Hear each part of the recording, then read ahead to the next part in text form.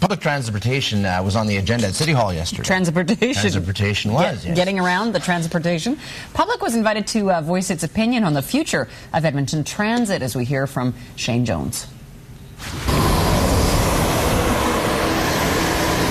Getting more people to use transit is an ongoing effort for the city. A $270 million strategy is being proposed to increase ridership growth over the next 5 years. I think it's going to be a challenge for council. We're going to have to figure out where we can get funding. I think that we can make a really good case, though, to both the provincial and federal governments that they're going to need to step up with more funding in that direction. I've told our Transportation and Transit Administration that when this report comes back, I'm not going to be satisfied unless there is more direct routes, shorter time waits, and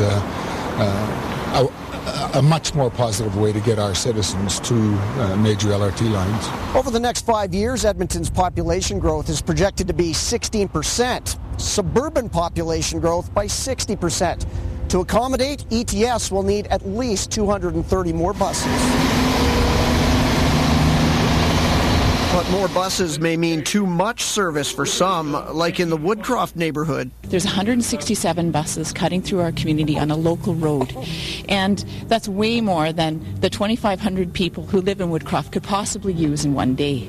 So all I'm saying is that we need to have a little more balance. As well, 24-hour transit service is being called for. There's thousands of people out every night working night shifts. We've heard from people who've turned down night shift jobs because there is no transit available. As I read to council, we've heard of people spending up to $600 a month on cabs getting to and from work. But the transit union has concerns. Is it a safe environment?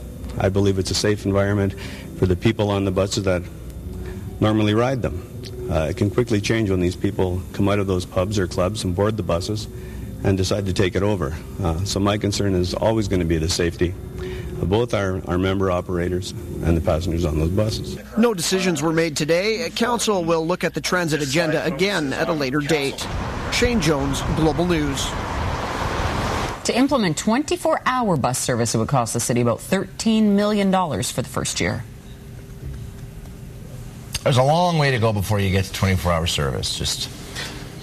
Well, the problem with 24-hour service is, unless it's everywhere, you're going to leave people off on corners. That's right. Then what are they going to do? Call a cab? In the middle of the night. Yeah, so that's going to be pretty difficult. Transit service has a lot of improving to do. Oh, yeah. But they're on their way. At least they're thinking in that direction. They're thinking on it. They're working on it, and that's good to see. 5:48, we're at 17 now. I took it for years. You can get around. You can. Wow. If you schedule things properly. You get to West Edmonton Mall in 6 short hours. Yeah.